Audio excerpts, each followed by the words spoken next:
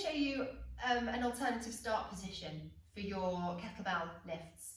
So the traditionally accepted start position is with the bell in front of your feet, and this is where you start from. We're going to completely reverse that and start from behind the heels. So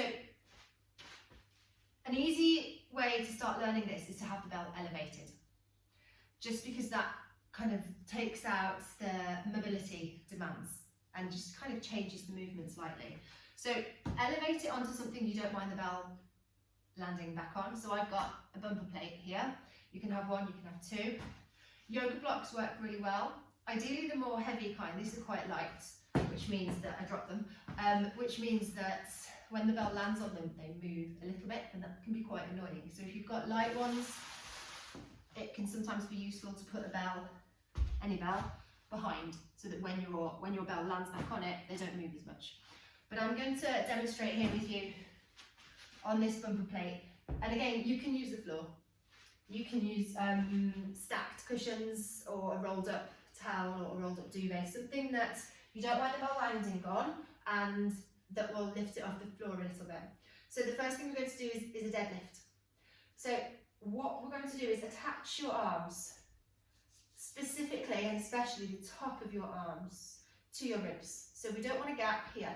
If you've got a piece of paper, you want to hold that piece of paper in between your arm and your rib cage. Don't let that paper drop. So keep that attached first of all. Step in front of the bell. You're going to need to move around a little bit to find your optimum foot position. There is no specific angle, specific distance that's perfect for everybody. Everyone is slightly different depending on your proportions.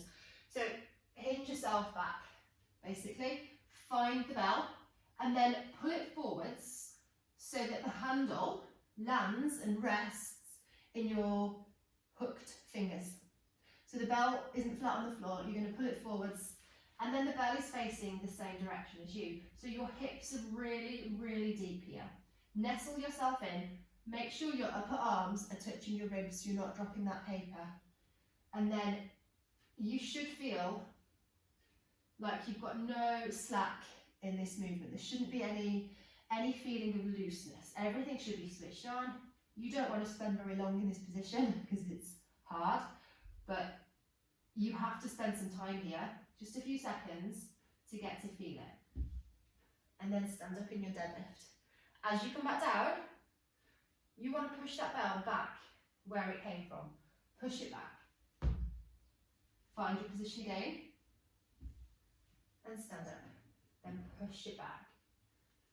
So repeat that between 5 and 10 times, getting a feel for it. Now the most important part of this, and the time it's going to take you the longest, is that setup.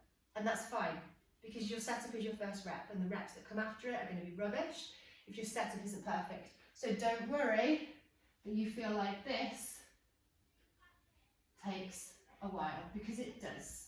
Because that's where we want to get really strong and solid so that we can move from that point.